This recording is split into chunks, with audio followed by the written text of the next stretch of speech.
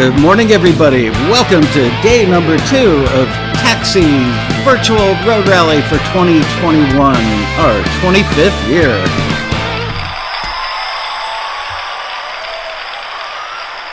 Yes, we're live for day number 2. How are you, everybody? Glad to see you in the chat room. Everybody's already hanging out.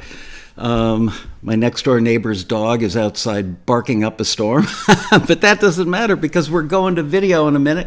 We're going to watch the amazing Ronan Chris Murphy tell us all about recording acoustic and electric guitars. I'm sure Andre Stepanian will be glued to his computer for this, so all you guitar players out there and audio engineers, get ready to enjoy the one, the only, Mr. Ronan Chris Murphy.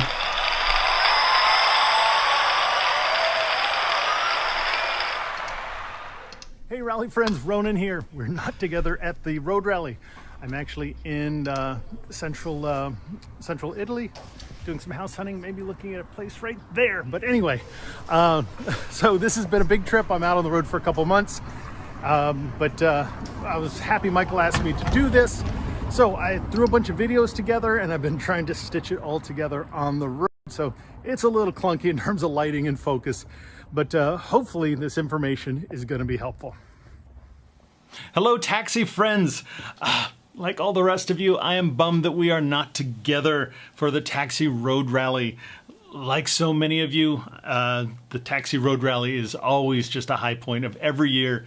Getting a chance to meet so many amazing musicians, collaborators, lifelong friends. It's a great experience, but Michael is totally doing the right thing. Keeping this virtual again this year, and we're looking forward to getting back together next year when it is safe and fun and we can all give each other a big hug. So a bunch of you know me already because we've become friends at the Road Rally, but I am Ronan Chris Murphy, and I am been a guitar player for many decades, but I'm better known as a record producer and engineer. Worked on hundreds of albums all around the world. Guitar-wise, I do a lot of guitar music. Been lucky enough to work with the likes of Steve Morse, Steve Stevens, Robert Fripp, Adrian Belew, Nels Cline, Anthony Curtis, Mike Keneally, a bunch of the guys from Guar, and lots of other folks. And but I've been doing a lot of guitar recording for the last few decades, and want to tell you about one thing. This book, if you're the kind of person that would actually sit through an hour of me talking about guitar recording and guitar tone, I don't make any money promoting this, but it's a cool book I'm in called Tone Wizards by Curtis Fernandley. There's a whole chapter in there dedicated to my approach to recording, but there's also much cooler guys in here. So Steve Vai is in here, Joe Satriani, Peter Frampton, Eric Johnson, and Joe Bonamassa, a bunch of really great guitar tone guys. So Tone Wizards by Curtis Fernandley. So what are we going to do today? Well, we're going to dive into guitar recording. And what we're going to be talking about is something that sadly is becoming a bit of a lost art, and that is the traditional approaches to guitar recording. You know, there's lots of new whiz-bang ways to do it. You know, plugging in, having software do this and that, plug into fancy digital rack units. But I'm going to talk to you about the traditional ways of recording. I'm talking about putting a mic on an amp. Weirdly, that's an art that's kind of getting lost. And I think that's unfortunate because for me, it's still such a superior way to work. And that's my personal opinion, but based on, you know, doing nothing but making records for the last couple of decades. Whether you like one tone or not is its own thing. But the reason I'm so kind of passionate about this is that I find that, you know, traditional recording, a mic in front of an amp, especially a tube amp most of the time, or a valve amp, they just tend to work better in mixes. You know, they blend better. They can have presence and power without fighting the different elements, other elements in the mix, like the vocal and the keyboards and things like that. So I just find them to work much better. And I'm going to try and get you to consider this approach for your own work as well. Let me be really clear though.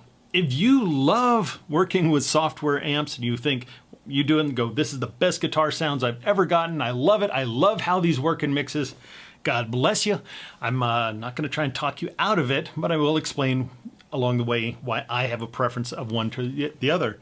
But a lot of people just have excuses. They're like, well, you know, I'm just plugging in straight into my interface and using some software plugin because, well, you know, I live in an apartment or I live in a house, you know, where my spouse goes to bed early, so I can't be recording guitars. And I'm like, well, that's actually not true at all.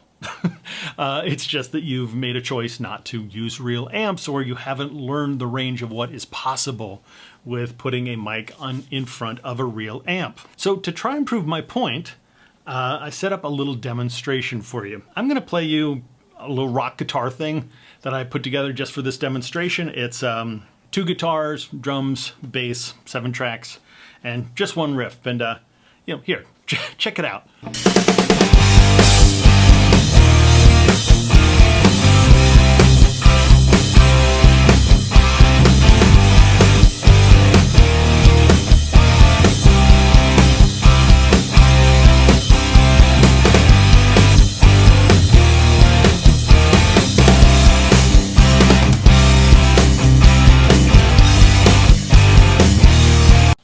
All right, so that is just a little riff I came up with this morning. And again, I spent about 2 minutes or so dialing in the guitar sounds on that, put a single mic up and recorded it. And that's a pretty good, you know, without much dialing in, a pretty good rock guitar sound. Does it sound like a big, loud guitar amp? It sort of does to me. But what I'm going to do now is I'm going to play it for you. And you can actually see from the image how far away the speaker cabinet is. And I'm actually going to switch between the full mix that you're hearing, and then I'm going to switch over to what is actually happening in the room. So it's going to be the audio of this whole mix in Pro Tools over to the audio of me playing, you know, laying down one of the guitar tracks, and just the audio from my cell phone. So let's check that out.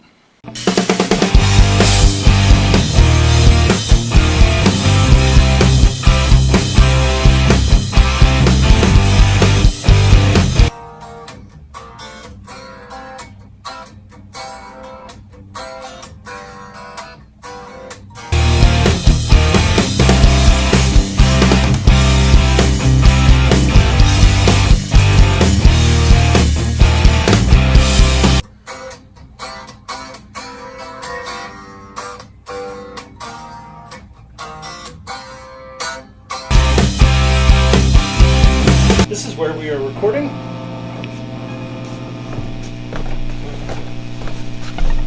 Just so you can kind of put it into perspective, this 412 cabinet right here. Tapping on that. So just to give you an idea of the kind of levels we're recording at, you know, I'm here next to the amp, and this is exactly the same as our demonstration track. So let's check it out.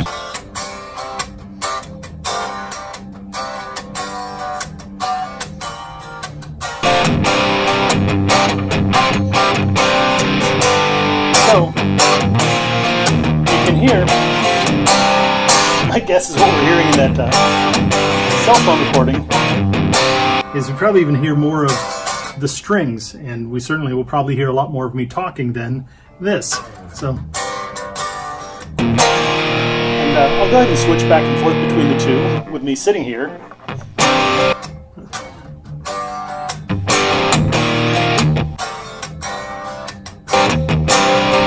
All right, so let's dig into this tune a little bit and kind of see what we've got. And yeah, the reason I'm playing this for you and showing it to you is to see if you really do need to wake up the neighborhood to record some kind of decent sounding rock guitars. And yeah, I'll let you be the judge of that. So here's the track.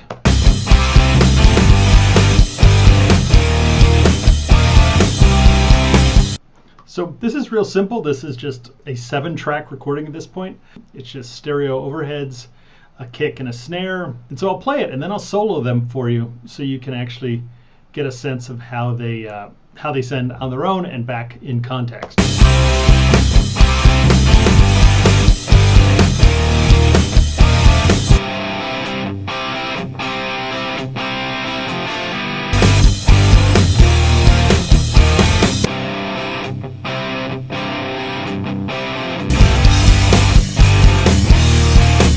So overall, I'm pretty happy. So these guitars that we're listening to, they are a Shure SM57 up on the grill of the cabinet into a mic pre, which is an A Design Specifica in my case here, straight into the DAW. There's no EQ, no compression, nothing, just a single mic. You can see that. But what I want to do is I'm going to play you this second one, the one that we've got panned over to the right. And we'll play it and then solo that. And I want you to listen to see if you hear anything interesting there. And let me pan that in the middle for you. All right, I'll tell you what to listen for. See if you actually hear the pick hitting the strings of the guitar. And I'm actually playing this guitar standing about 12 or 15 feet away from the amp. See if you hear the pick.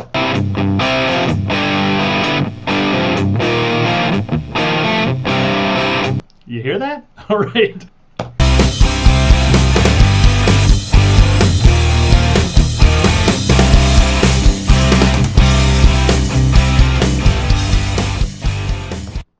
All right, so I hope that's kind of convinced you that you actually don't have to push a lot of volume to do traditional miking. But this is really important.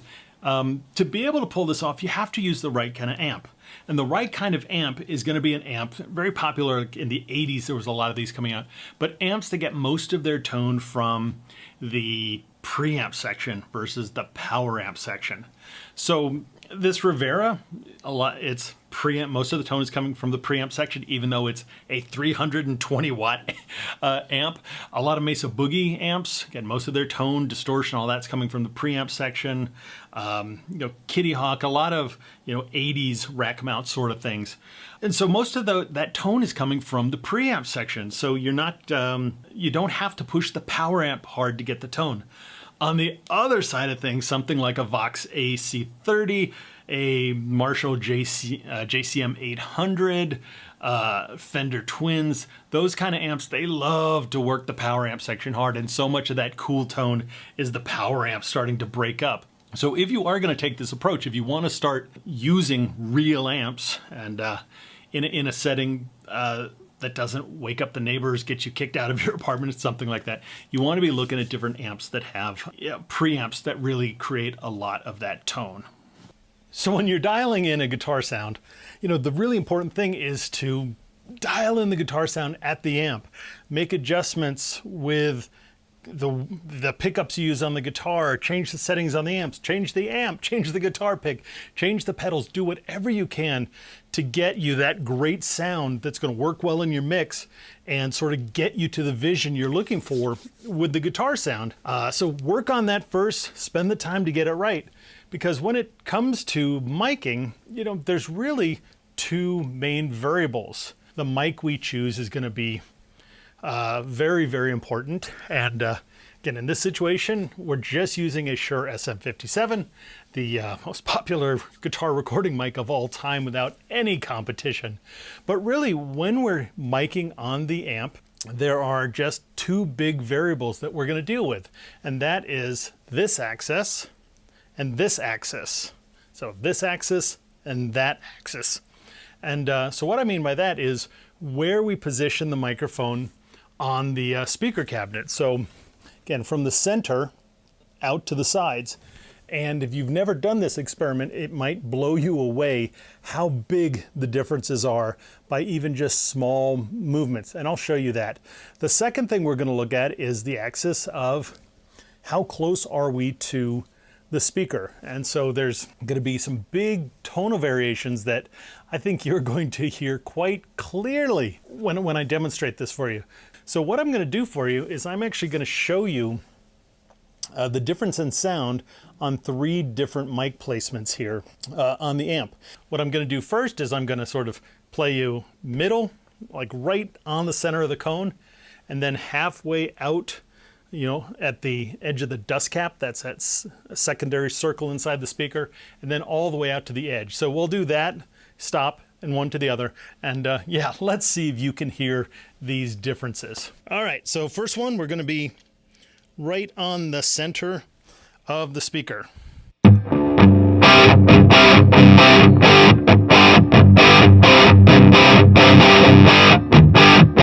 All right, let's move this over to the edge of the dust cap. So that's that point that's going to be about halfway between the center of the speaker and here out on the edge. And let's see if you hear hear a difference here.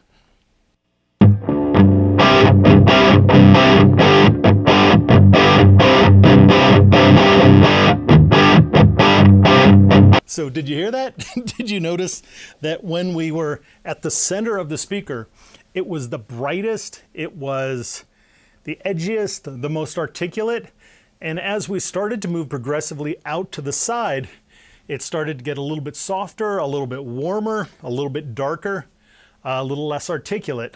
So what I might do right now is I'm actually just going to play those three things we recorded back to you, but I'm actually going to level adjust, because one thing you may have also noticed is that the center was the loudest or the highest SPL part of these two. So I'm going to actually do it again, and this time when you listen back, I'm going to level adjust these three different settings.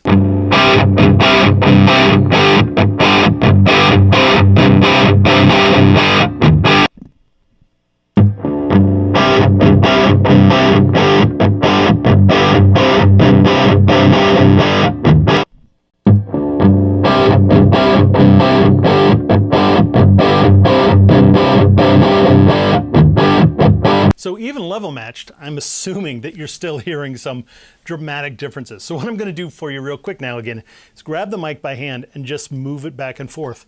Speakers don't really care which side they're pointing on. So I could have done the same experiment, moving it out to the left side or the other side here, or up or down, and had fairly similar results to what I just did here. So let's check it out, and I'll move it around by hand.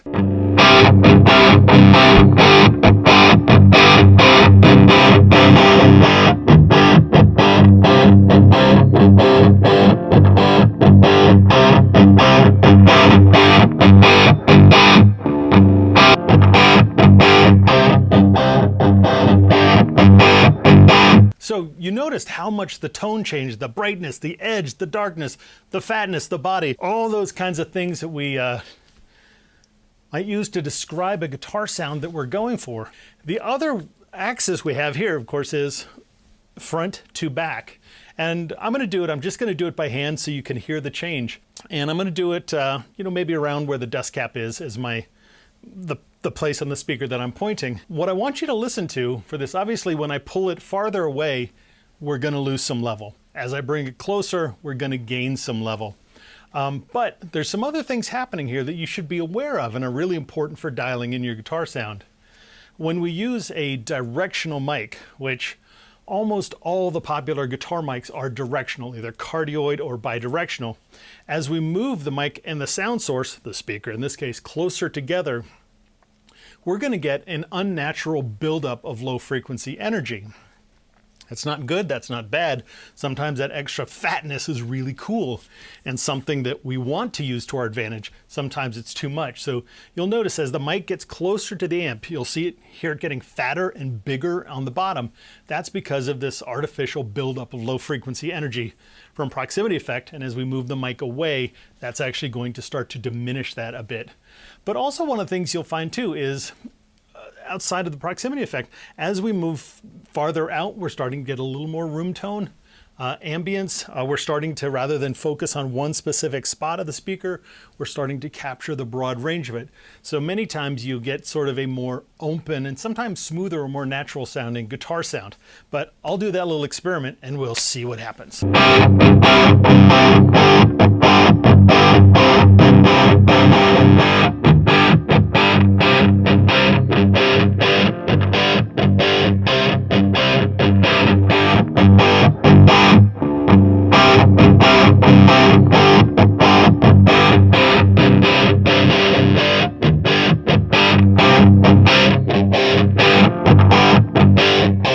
The overwhelming majority, and by overwhelming majority I mean 95% of the time, I'm recording electric guitars with a single mic on the cabinet.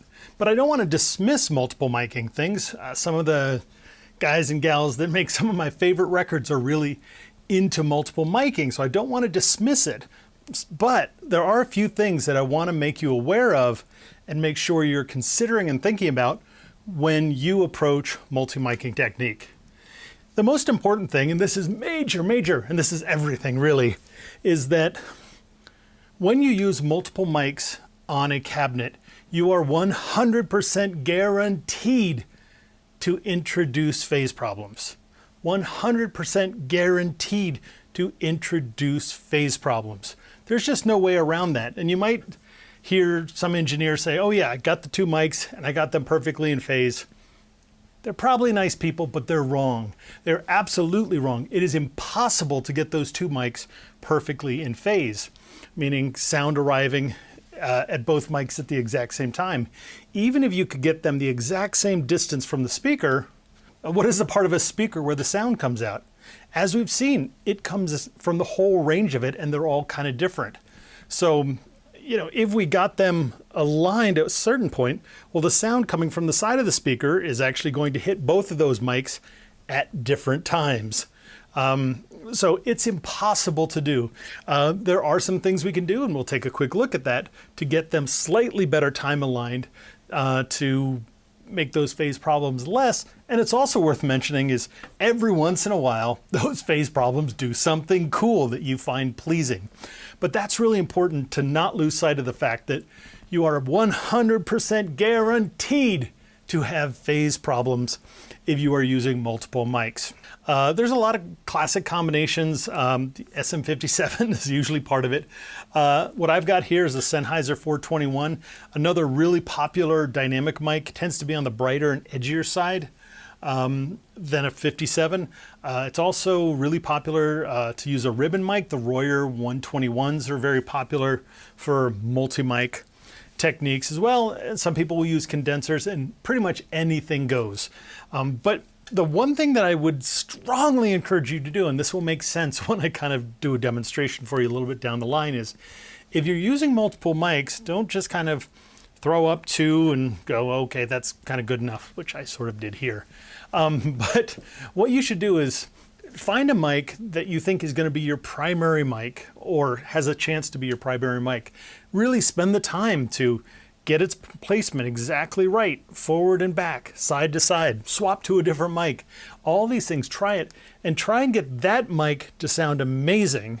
And then think about, well, maybe it could use a little bit more bright edginess on the top or a little more low thump wooliness on the bottom. And then have your second mic bring that in. The reason for it is oftentimes you double mic things, and come mix time, it's actually preferable to just use one of them. So that's a really good thing to do. I've set up these mics in the ballpark, and when you're trying to get them aligned, meaning kind of same distance, you need to keep in mind that the front of the mic is almost never where the sound is captured. So some microphones is quite close to that grill. Others, it could be set back as much as a couple inches. Some people will do a very different approach where they'll have one mic up close and then another one 1 foot, 2 foot, 3 foot, like a meter or so back. You'll listen and decide whether or not that's a good idea after I demonstrate. So what I'm going to do is I'm just going to play that same riff that you've been listening to over and over again, and record both of these mics, and then we'll have a chance to listen to them, and then I'll show you a couple things that we can do to see how we can maybe make these better, or what might be the best way to use these actually in a mix. So let's check it out.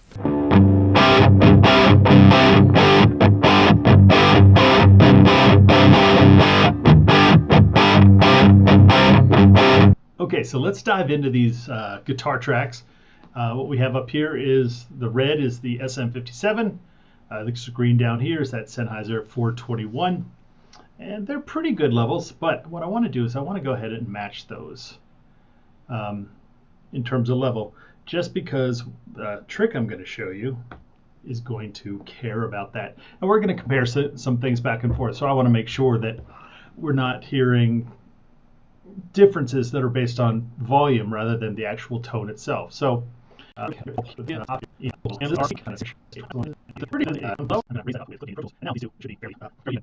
so let's take a quick listen here.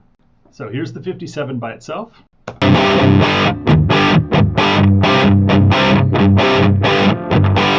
Here's the 421 by itself.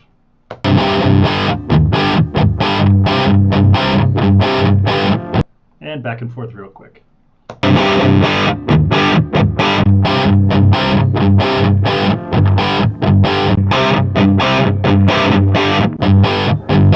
So just on what we've already talked about, I'm sure you have a pretty good idea, which one of these was closer to the center of the speaker and which one was a little farther out. So this 57, we're getting that kind of bright articulation and a kind of thumpier, rounder sound on the 421. So now what I'm going to do is I'm actually going to listen to the SM57 and then add the 421 to it.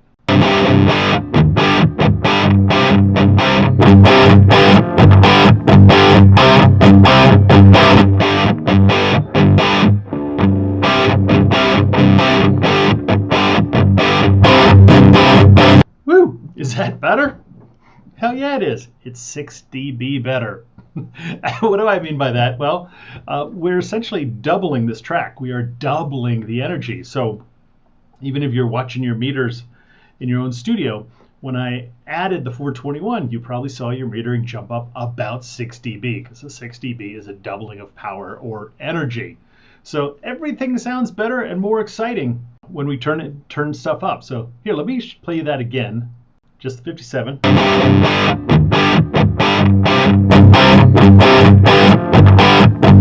Again, big, powerful, exciting. But now let's do something else. What I'm going to do here is I'm actually going to just insert a plugin that turns up the SM57 6 dB, and let's see if we get that same rush.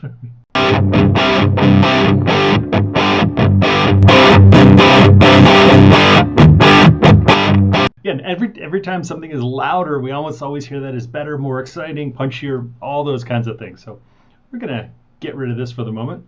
Again, louder is better. We could just turn up the 57, or if we like the 421 better, we could turn that up 6 dB to get that same excitement. But this is something I really, really, really encourage you to do. If you're thinking of using multiple mics, go ahead, put them up, record them. But I want to show you a test that you should do to make sure that you really do love what it is adding. So just so you know, what we're about to do now, I haven't done in advance. I recorded it when I filmed the video, and so I'm going to test some things to see whether or not they get better or worse, but we're doing it together. So I honestly don't know what the results are going to be. We might find it actually is way cooler with the two mics, or we may find that it's kind of less cool. But I did my best to align those visually. So what we're going to do is we're actually going to zoom in and just look at the waveform to see how close they are. Ooh, I kind of nailed it. It's actually kind of nailed ridiculously well. Yeah, I'd like to claim that's all skill, but I think that's a lot of luck.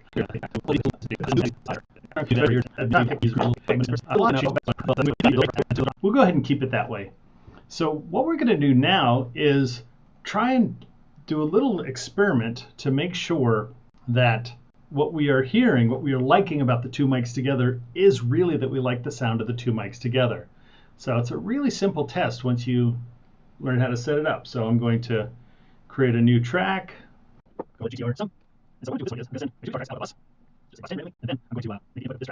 So we're essentially mixing the two down to one track. But before I do that, worth mentioning, I want you to take a look at my recording levels. These, what you see here, is about the levels I use on my professional work. So let's sum these together. And let's go ahead and record. We don't need to record all of it, of course.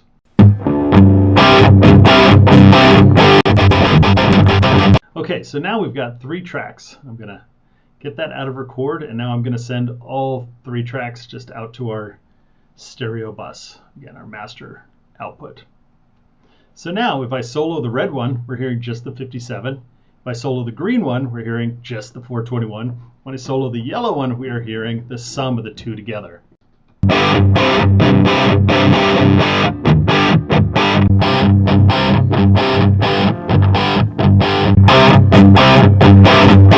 Yeah, and so remember I said that if we sum these, our sum is going to be about 6 dB better. Well, let's see if that's right. So let's go ahead and do a quick analyze of this. See, so we'll compare our 57, analyze this little chunk, going for RMS levels, not the peak levels, 28.5. And here is our summed one, 23. So pretty darn close.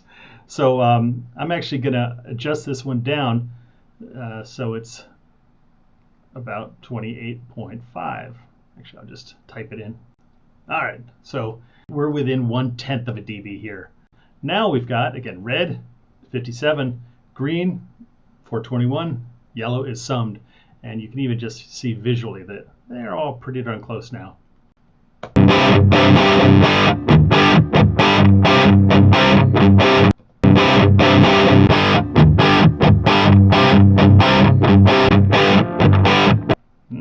Did you hear that? I did. I'm going to play this again. So what I'm doing is I'm SM57 and then I'm doing our summed track. Let me do this for one more time, then I'll tell you what I'm hearing.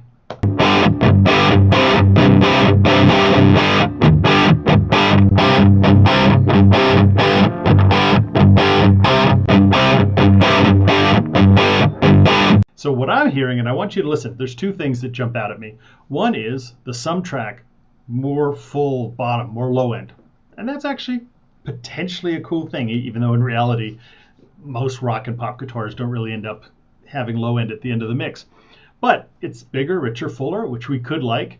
So listen to that back and forth. But the other thing I really want you to focus in on is listen how the transients are softened. Listen how the articulation is softened. So we kind of have this thing where with the 57, it's got a pretty forward attack. You can really hear when my pick is hitting the strings, very direct. And when we go to this summed track, see how that just gets a little bit mushier.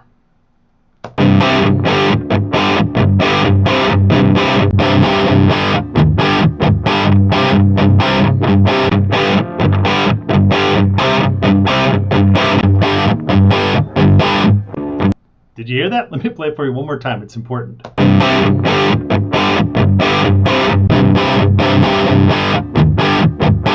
Yeah, it almost sounds like I went from playing with a pick to like playing with my thumb. We lost a bunch of articulation, definition, presence. Notice how even the SM57 feels more forward, in your face, present. So even just mixing these two together, if we mix them at the same level in a mix, the SM57 version would sound more forward and louder. Am I surprised to hear this? No. Because remember, I said we are 100% guaranteed to have phase problems. And phase problems, aside from doing weird frequency things, almost always smear clarity and definition and articulation. So of these two, you as the producer, you as the artist, you as the guitar player, it's your call which one of these is better. But for me, it's clear. I would absolutely go with the single mic version because that little bit of extra articulation is going to allow those guitars to pop forward without me having to push them as far forward in the mix. And just to keep this all into perspective, we are talking about two mics that actually, when we line them up visually, were almost perfectly time aligned. So even with these two mics in very good time alignment or distance from the speaker, we're still introducing a lot of phase. Now keep that in mind when you're considering using even some of the more complicated techniques. So before I shut down this Pro Tools session, let me just play this for you one more time. We'll start, I'll just do 57 to our summed track of the two together. So we just played the 57 421 combo by itself. Yeah, sounds kind of cool, kind of neat. You don't even notice it, but I'll play that for a bit, and then we'll switch over to just the 57.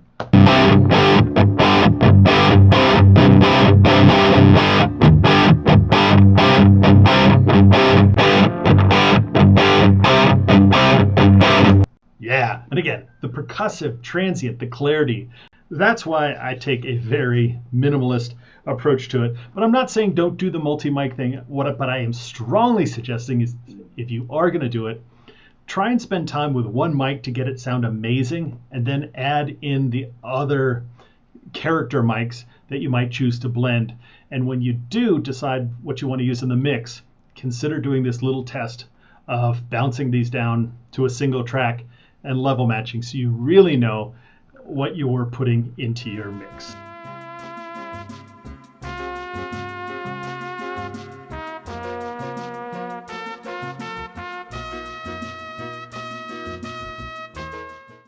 So you may not be sure whether or not you can sort of hear phase differences between mics, but I think I'm about to show you that you actually can. I'm going to play the riff again, and I'm going to move these from, about coincident where the sound reaches both at the same time, and then I'm going to move it back, and just out of frame here is going to be about 3 feet or so, or getting close to 1 meter.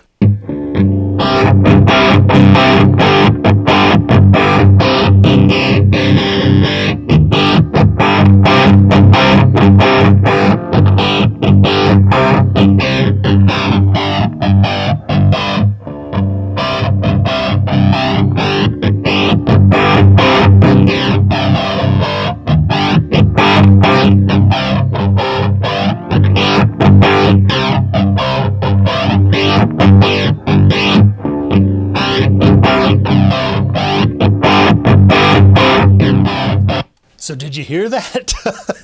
I think you did. So also keep in mind next time you're on the internet and you read somebody giving advice about recording and they say they like to have one mic on the cabinet and another one 1, 2, 3 feet back, you can be the judge whether or not that's cool for you.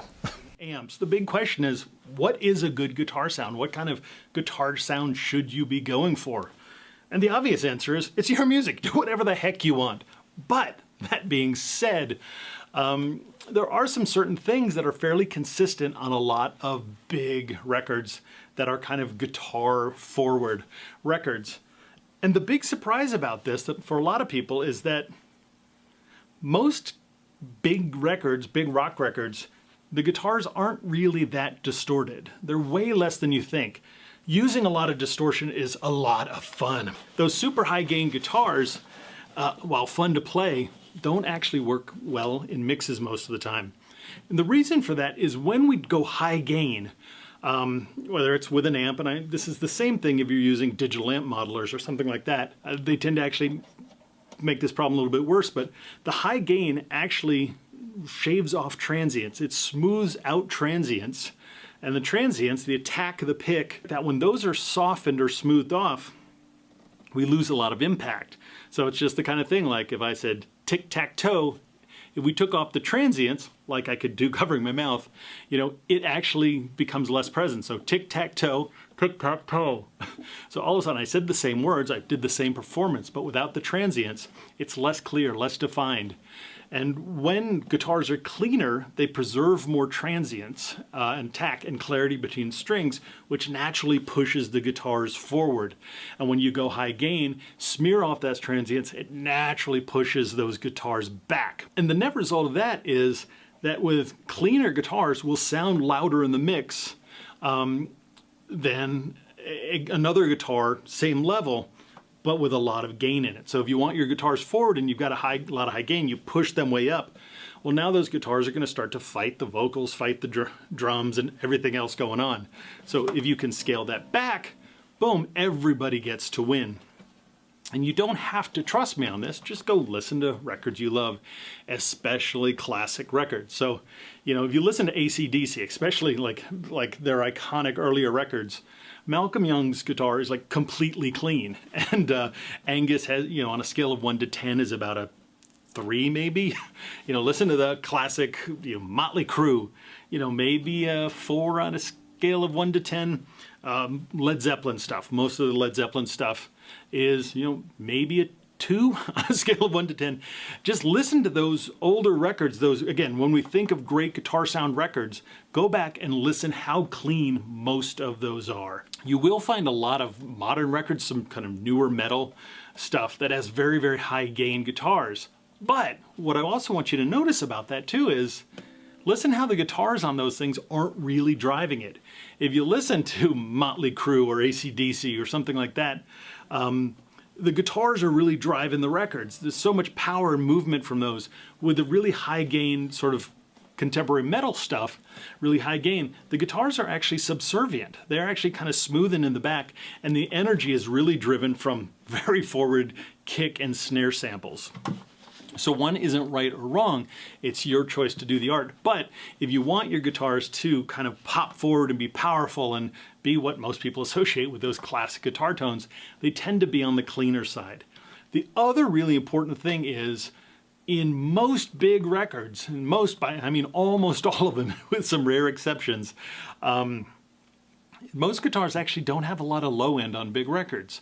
So most of the time, the guitars actually have the low end either not there in the first place or cut off. And if you listen to that in solo mode, it can sound a little bit thin. Then you drop in the bass and it actually sounds like the guitar itself got fuller. So most kind of big budget, major kind of things, you're going to find that actually the low end is taken off the guitars and that's filled in with the bass. Also on the top end, they tend not to have a lot of real extreme top, that airy stuff. That job tends to be taken over by the tambourine or the cymbals or things like that. So guitars tend to be kind of mid-rangey and kind of clean on most things. Of course, there's things like a lot of new metal is very different, where the bass will actually or guitar will actually have a low end, a lot of low end, and the bass will have more high end, and stoner rock bands and doom. And so there are categories where they have lots of low end, higher gain, and it's totally valid. But you just need to keep in mind that the more gain you do, the more those guitars are pushed back. So if you want your guitars to drive a mix more, experiment with those being a little bit on the cleaner side. So we got to take a look at acoustic guitars. It's something I get asked about a lot. And to a lot of people, it seems that acoustic guitars are kind of this weird, daunting, intimidating things. And they really don't need to be. They really shouldn't be, for the most part, because probably most of the guitar sounds you love on the records you love are done in ways that aren't complex or intimidating. So I'm going to try and show you a couple techniques that you can use to get really good, usable, even great, fantastic, beautiful recordings, just even if you're recording at home. And what I'm going to show you isn't my super duper secret. This is just the way that records have been getting made for decades, and this is the way that I actually work with my, big budget major label clients. So one thing I do have to say, and as we dive into this, Taxi Road Rally. We all love the Road Rally. We wish we were together. But one thing that always makes me sad is every year I will meet somebody, they'll seem really cool, we'll talk about their music. Their music seems really cool. And then they'll give me their CD and I'll be excited to hear it and I'll put it in the CD player, and the first note that comes out, strum of an acoustic guitar that sounds like cheap plastic. Ugh.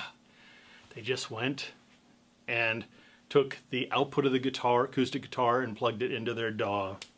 Oh, it's so sad, because for the most part that just ends up sounding cheap and cheesy and low budget. Just to me sounds like you didn't care.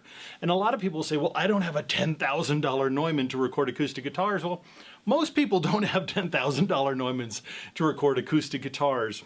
So I'm going to try and get you out of that habit. Again, if you plug your guitar in, acoustic guitar in direct, and you're like, this is it, this is the sound I dreamed of, couldn't imagine it being any better, go for it. You have my blessing. Do your art. But if you want to get something that's more in line with what you hear on big budget major label records, take a listen to what I'm going to be showing to you in the next few minutes. So if you ask me, well, how do you approach, those great guitar sounds? Like, how do they get the guitar sounds on Dark Side of the Moon, or those classic Neil Young records, or, U2's Unforgettable Fire? And the answer is, well, I don't know. They stuck a mic in front of a guitar and didn't screw it up. I'm kind of trying to downplay it for somewhat comic effect, but not really. That is the reality. The reality is so many of the classic guitar sounds from records that so many of us love are really simple. A microphone on an acoustic guitar. Don't screw it up. But really, that's it. And I'm going to see if I can kind of convince you of that a little bit, and how you don't need zillions of dollars to get some pretty darn cool guitar sounds. So what I've done in this scenario is I've set up a couple mics, which I'll explain in a second. I haven't listened to them. I just checked for levels going into Pro Tools to make sure the levels were okay, but I haven't listened to them. I've got this Takamine guitar, Alvarez guitar that I bought a while back for, I think, 250 bucks, maybe 265. So not an expensive guitar. This is not best case scenario. The strings are probably 10 months old. I really got to get around to changing. Right out of the gate, we're not in the greatest of places. That said, whenever possible, get out of the gate in the best possible circumstance. You know, get the best sounding guitar you can. And I actually do like this guitar. But if you want something that rings and sings and has punch, get some new strings on the day or two before you record, and don't leave them on for 10 months. Change up guitars, swap out guitars, get things as close as you want them before the mic as possible. So what I've got here for microphones is a Shure SM57. I did not put that up for comic effect. I put that up because I actually use them a lot on acoustic guitars. So yeah, not comic at all. And the other one is an SCX1. It's a low-cost condenser, a couple $100, and it's a solid. I don't like a lot of low-cost condensers, but this is one I actually do like and I actually do use. But probably the most common acoustic guitar mics are this Shure SM57 for me, about $100, and there's a mic called a Perlman TM1, and that's about $1,700 or so. Those are the two that I use the most, but I've got a range of microphones, and they can all be kind of cool, but I don't want to pull out the big guns and go, oh, you need to run out and spend $1,700 on this Perlman mic to get great guitar tones. You can actually get things without spending a lot of money and without doing the dreaded plugging into the output of the guitar and straight into your DAW. But let's actually just play and see where we start. So if the videos aren't capturing it, where I'm starting is I'm about a foot, maybe a little bit less out, but roughly where the neck meets the body. And just plastic guitar pick, and I'll play. So what I'm going to do is I'm going to start with this SE mic.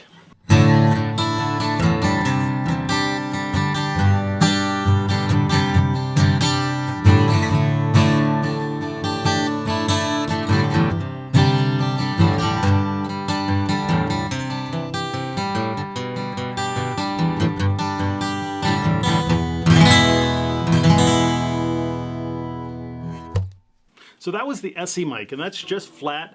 This is straight into a mic pre into my DAW.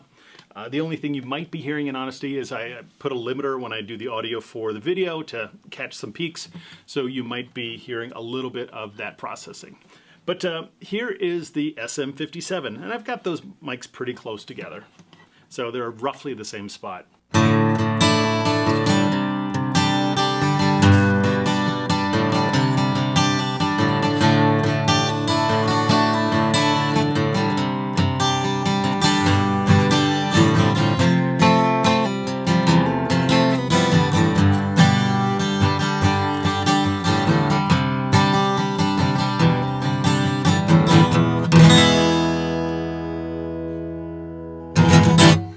So, not bad, huh?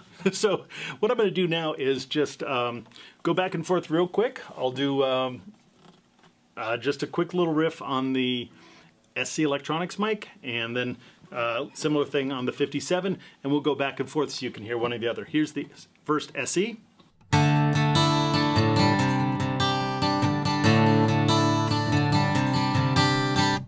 SM57.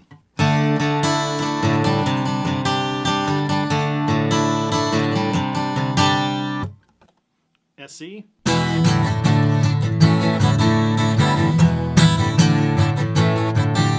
SM57.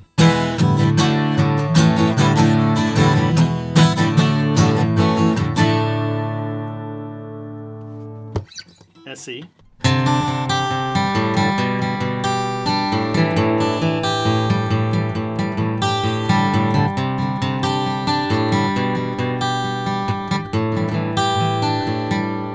And here's the SM57.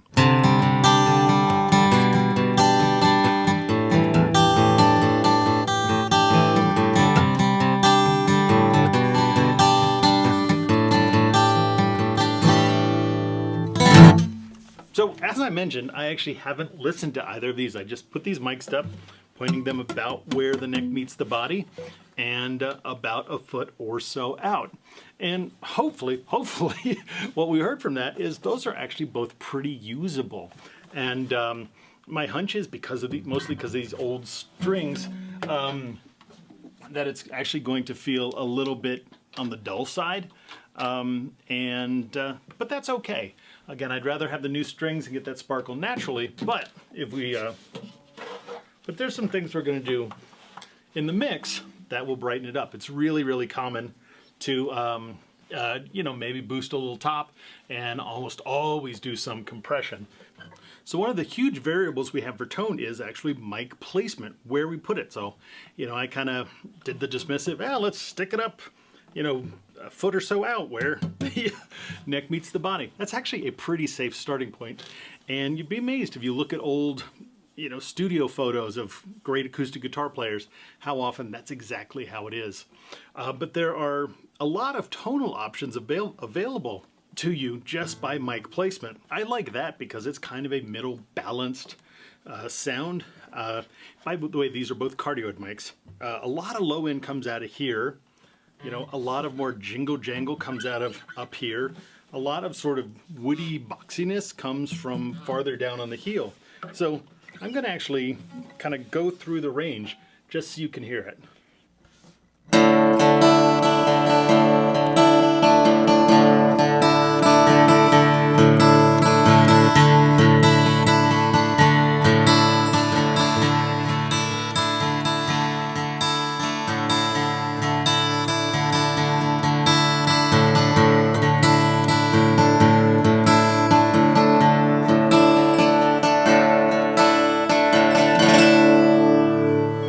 So hear how much the tone changed, going from kind of scratchy and bright to boomy from here to fairly balanced here to maybe woody and honky. Again, these are all things that I'm just assuming are happening because, like as I said, I haven't actually listened. I just put up the mics and check levels.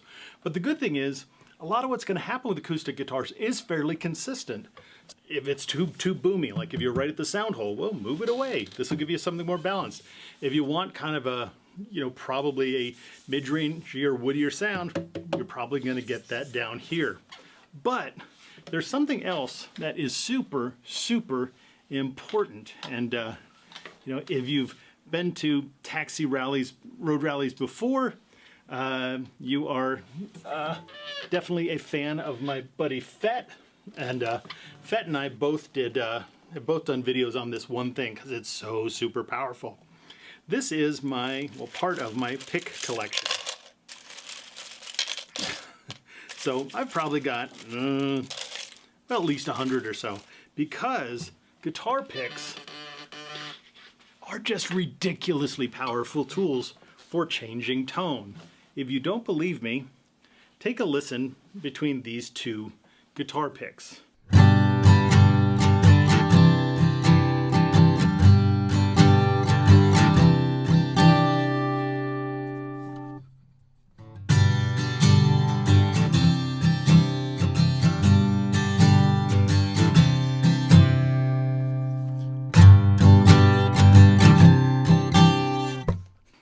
I hope you heard that difference. But what I had was, the thicker sounding one was this wooden guitar pick. And this one is a guitar pick that has all these little metal tines on it. It's kind of like made out of a batch of guitar strings. And they're pretty darn different. But let's even do something a little less radical. I'm going to switch between a medium guitar pick thickness and then a very thick guitar pick. Medium.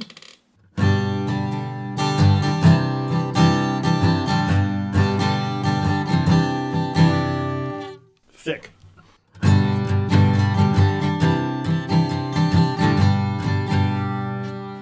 Here's one slightly lighter.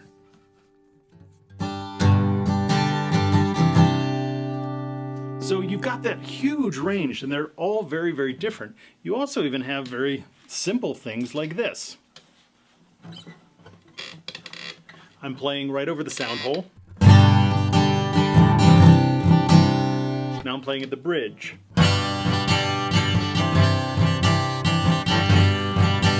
And I'll change that.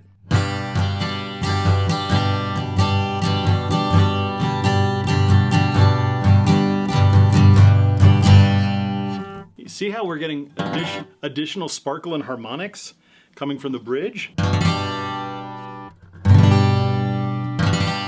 So less body, we get a lot more body when we play closer to the sound hole, but less harmonics. And if you wanted something really sparkly, here is a thin metal guitar pick, which I will play right on the bridge.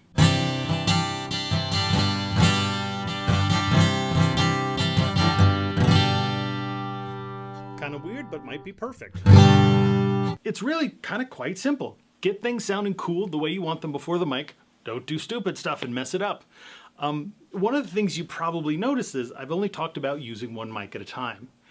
The reason for that is because that's how I do it most of the time, and that's actually how most of your favorite records were probably recorded. Not to say that stereo mics are illegal or not used or ultra rare, but really the most common way on big records, and especially classic records if we're talking about, listen to Jackson Browne or Pink Floyd or Neil Young, or it's a single mic. And the reason for that is anytime you start to use multiple mics, you introduce some phase problems, but also the way most mixes are built is out of these sort of discrete points. So you can actually stick a guitar right over on this side or off on this side or right there. And the thing is also stereo guitars, which might be very pretty on their own, when you put them into a dense mix, those stereo guitars actually start to get a little bit kind of lost, where a mono guitar will kind of stay strong and cut through a mix better. So one isn't right or wrong, but probably most of the classic guitar kind of records you love were probably a single microphone on the guitar, and that's the way I do it for most of my professional work. One thing too about choices of like a dynamic like a Shure SM57 or EVR20 or Sennheiser 421 or a condenser, a lot of times that condenser is going to give you a broader, fuller range of sound. It can be very pretty, like ooh, like sparkly top, maybe even a little extended low. Whereas those dynamics are going to be kind of more mid-range focused and more forward, and they won't have those extremes. The benefit of that is a lot of times in a denser mix, that more mid-range focused guitar can actually cut through and compete better. So if you have big drums, especially being on a rock record or something like that, or even alt country or folk or things like that, where you've got a lot of other big elements, a lot of times a mono dynamic guitar will hold its place and cut through, and those lovely, beautiful condenser mics will kind of get lost a little bit because they've got a little more finesse. And so that's one of the reasons why I'll often go to a moving coil dynamic like something like the Shure SM57. Okay, rally friends, I hope that was a little bit helpful. Sorry if it was a little bit clunky, but hope you guys are all having a great virtual road rally, and I hope we will all be hanging out together again next year.